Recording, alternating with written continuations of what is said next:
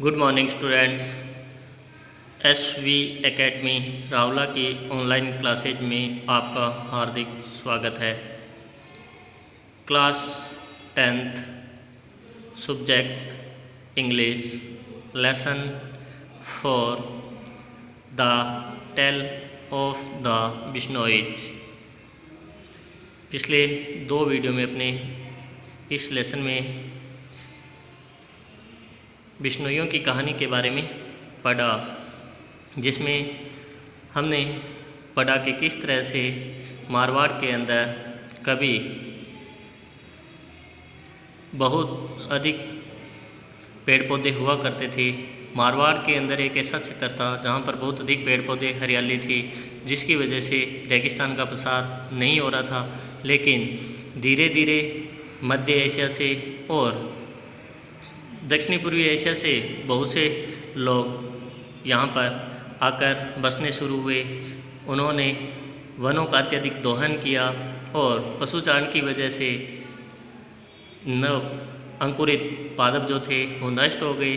और एक समय ऐसा आया कि जब 13वीं शताब्दी के अंदर बिलों पर राजपूतों ने पूरी तरह से नियंत्रण कर लिया, उन्हें जीत लिया और पूरे क्षेत्र में राजपूतों का शासन कायम हो गया। उसके बाद में एक समय आता है जब पूरे मारवाड़ के अंदर अकाल पड़ता है, यानी कि सूखा पड़ता है। जो थोड़ी बहुत वर्षा नियमित रूप से हुआ करती थी वो भी बंद हो जाती है पूरी तरह से और सूखे की स्थिति आ जाती है। उसी दौरान लोहट जी के घर पिपासर नामक गांव में लोहट जी के घर एक बच्चे का असाधारण बच्चे का जन्म होता है, जिसको कि जन्म के बाद अपने पिता ठाकुर लोहट जी के गायों को चराने का कार्य सौंपा जाता है। गायों को चराते वक्त वह कृष्ण मृगों को बारहसिंगों को देखा करता था और हरे वृक्षों के नीचे लेटकर आनंद उठाता था। उसी दौरान 25 वर्ष की आयु में उसे दिव्य दर्शन होता है और वो लोगों को इसके बारे में बताता है कि अगर उन्हें इस धरती को फिर से फलते फूलते हुए हरियाली से भरे हुए देखना है तो उन्हें भिन्न सिद्धांतों के साथ विभिन्न विश्वासों के साथ जीवन जीना होगा।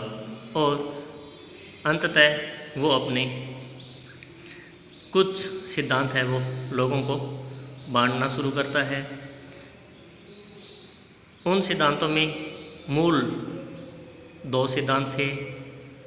एक तो हरे वृक्षों को काटने की मनाही थी और एक जानवरों के मारने की। उसके अलावा कुल मिलाकर 29 रूल्स बताए जाते हैं। जो व्यक्ति उन 29 रूल्स को फॉलो करता है वह बिश्नोई या बिश्नोधारी कहलाता है।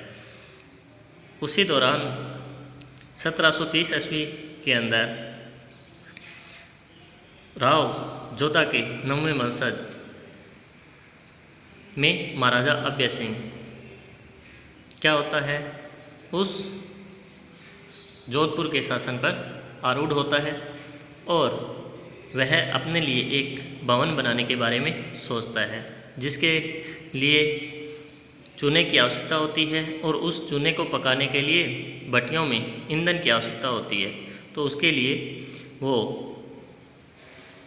अपने दीवान को आदेश देता है कि ये सब सामग्री उपलब्ध करवाई जाए।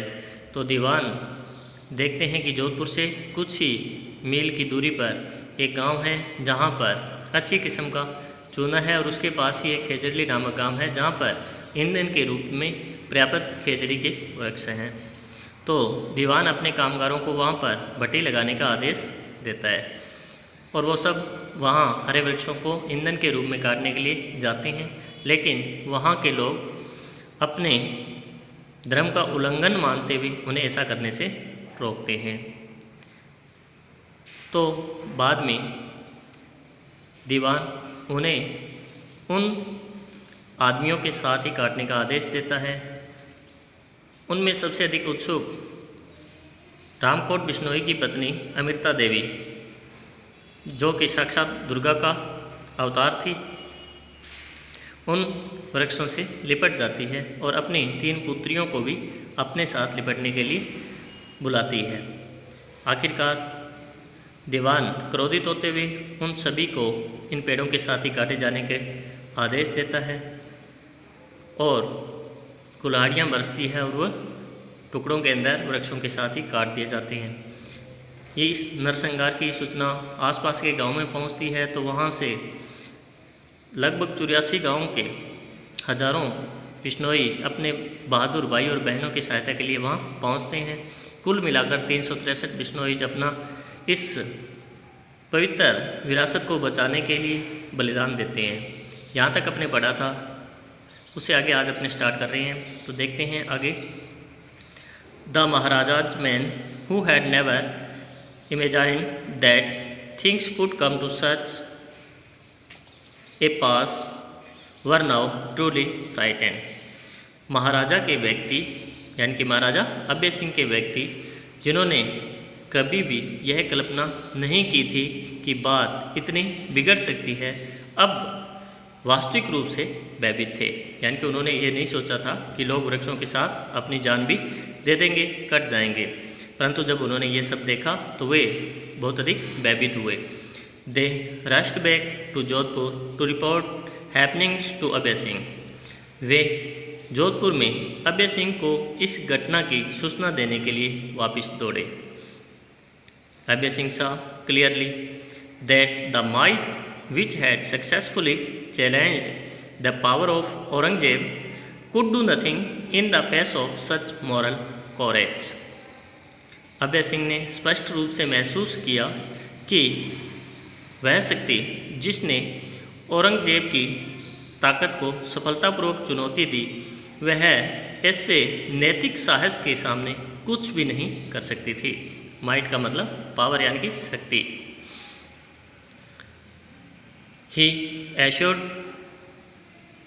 He personally wrote to Khejadli to mend matters। मामले को शांत करना, यानी कि मामले को शांत करने के लिए वह स्वयं खेजड़ली गांव आया। रोड राइड की सेकंड फॉर्म है। राइड मतलब सवारी करना, तो यहाँ पे मतलब है कि वहाँ तक सवार होकर आया।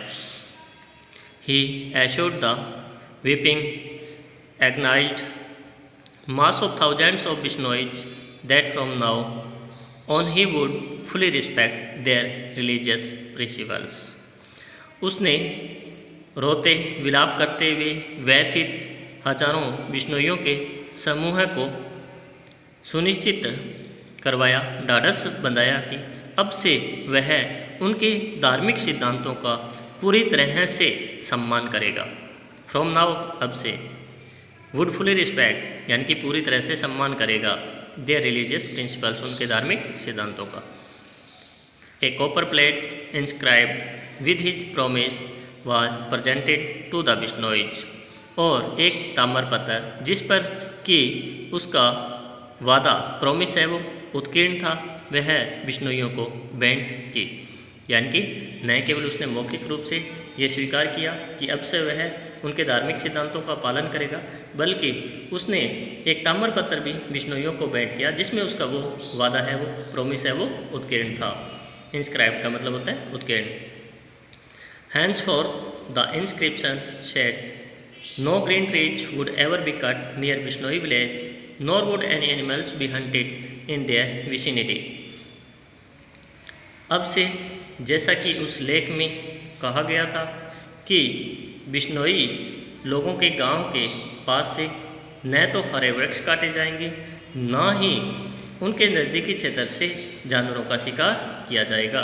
विसिनिटी यानी कि नज़दीकी क्षेत्र, यानी कि उसने जो ताम्रपत्र दिया उसके अंदर जो लेख उत्कीर्ण था उसमें ये लिखा हुआ था कि अब से यानी कि आज ही से, घटना के दिन जिस दिन वह वहाँ पे पहुँचा है उसी दिन से वह या कोई भी व्यक्ति बिश्नोइयों के गांव के आसपास से ना तो हरे वृक्ष काटेगा, ना ही उनके क्षेत्र के आसपास जानवरों का शिकार करेगा। 2.5 centuries have passed since this episode। इस घटना को बीते हुए 2.5 शताब्दियाँ बीत चुकी है। 2.5 Bishnoi have now been guarding the trees, giving secure to the wild animals of Rajasthan, Haryana and Madhya Pradesh for nearly 5 centuries. Bishnoi लोग अभी भी राजस्थान, हरियाणा, मध्य प्रदेश में करीब करीब 5 शताब्दियों से जंगली जानवरों और वृक्षों को संरक्षण प्रदान कर रहे हैं, गार्डिंग सुरक्षा कर रहे हैं, द ट्रीज पेड़ों की, giving secure to the wild animal of Rajasthan और जंगली जानवरों को सहायता प्रदान कर रहे हैं, चाहे वो राजस्थान में हो, हरियाणा में हो, मध्य प्रदेश में हो, लगभग 5 शताब्दियों से ऐसा कर रहे हैं। Everywhere else the green cover of Indian subcontinent has been ravaged and continues to be destroyed at an ever accelerating pace. अन्य हर जगह भारतीय उपमहाद्वीप के उस हरित आवरण को लगातार बढ़ती हुई गति से क्षतिग्रस्त और नष्ट किया जा रहा है। एक्सीलरेटिंग यानी कि किसी भी चीज़ को गति प्रदान करना। कहने का मतलब कि बिश्नोइयों के क्षेत्र को छोड़कर भारतीय उपमहाद्वीप में हर जगह हैं, पृथ्वी के ऊपर जो ये हरित आवरण है उसको बढ़ती हुई तीव्र होती हुई गति से नष्ट किया जा रहा है। The thousands upon thousands of black buck that once roamed the Indian plains have all vanished without a trace. हजारों हजार कृष्णमृग जो कभी भारतीय मैदानों के अंदर स्वतंत्रता पूर्वक विचरण किया करते थे, वे बिना किसी अपने चिन्ह छोड़े हुए गायब हो चुके हैं। वैनिस्ड विदाउट ए ट्रेस, ट्रेस का मतलब पद चिन्ह, यानी कि जिनके कि आगे आने वाली प्रजाति या आगे आने वाली जो वंशज है उनके कोई संकेत नहीं मिल रहे हैं। But near the few Bishnoi villages the greenery not only persists but also is ever on the increase, and around their village the black bucks roam as freely as in Kalidas time near the ashram of Sage Kanwa.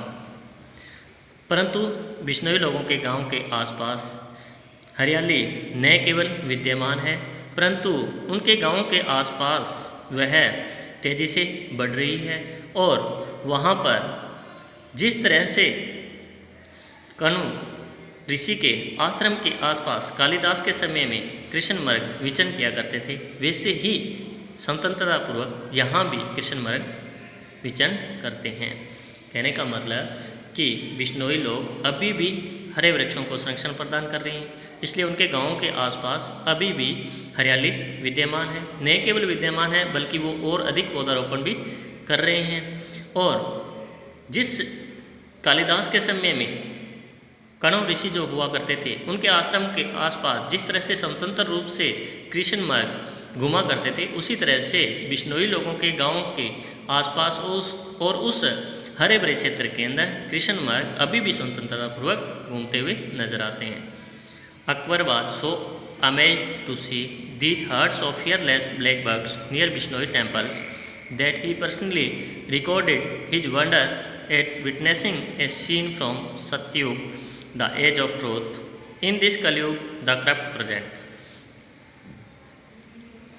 Bishnoi लोगों के मंदिरों के आसपास निडर बिना भय के इन घूमते हुए कृष्ण मृगों के झुंड को देखकर अकबर भी आश्चर्यचकित हुआ था और उसने अपने इस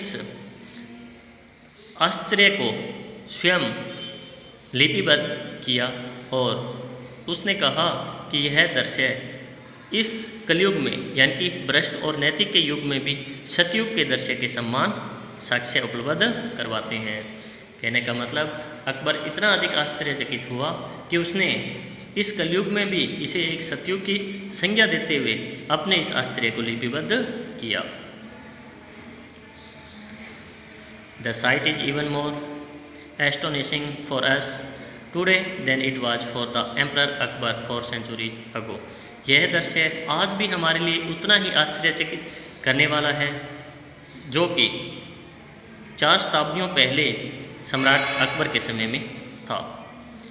for the Bishnois continues to hold on their magnificent obeisance to this day, क्योंकि बिश्नोई लोग लगातार अपने उस शानदार समूह को आज भी लगातार जारी रखे हुए हैं। At the village Khejarli where the Bishnois passed the supreme test of fire there is one ancient Khejarli tree which escaped that massacre. Khejarli गांव में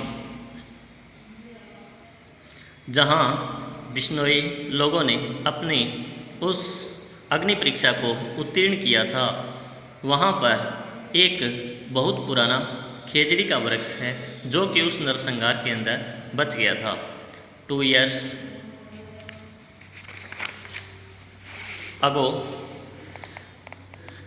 the Bishnois planted 363 more trees around it in memory of their 363 martyrs, and these trees being nurtured with love as they are growing fast. 2 वर्षों पहले बिश्नोई लोगों ने इस पुराने खेजड़ी वृक्ष के आसपास 363 नए खेजड़ी के पौधे लगाए अपने उन 363 शहीदों की याद के अंदर। और ये खेजड़ी के वृक्ष जैसे कि उन्हें प्यार से पोषित किया जा रहा है, बहुत तेज़ी से बढ़ रहे हैं। Every year there is a religious fair at this spot 5 days before the full moon in the month of भाद्रपद। प्रत्येक वर्ष वहाँ पर भाद्रपद पूर्णिमा से 5 दिन पहले यानी कि भाद्रपद दशमी के दिन एक धार्मिक मेला बढ़ता है। यानी कि उस जगह पर, कौन सी जगह पर, उस खेजड़ली नामक गांव के अंदर भाद्रपद शुक्ल दशमी को एक मेला बढ़ता है प्रत्येक वर्ष। फुल मून का मतलब यहाँ पे पूर्णिमा है, और भाद्रपद हिंदी महीनों के नाम सभी जानते होंगे। It is an occasion which every tree lover of India should witness at least once in his life time.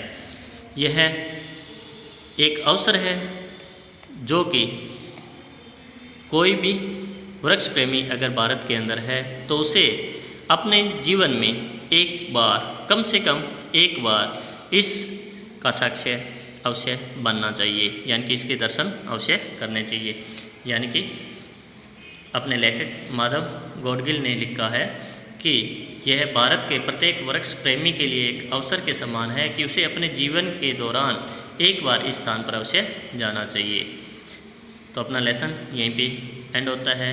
Next video में अपने इसके ग्रामर से रिलेटेड और वोकैब से रिलेटेड क्वेश्चन करेंगे। क्वेश्चन आंसर आपने स्वयं करने हैं। आज के लिए इतना ही। Thanks for watching.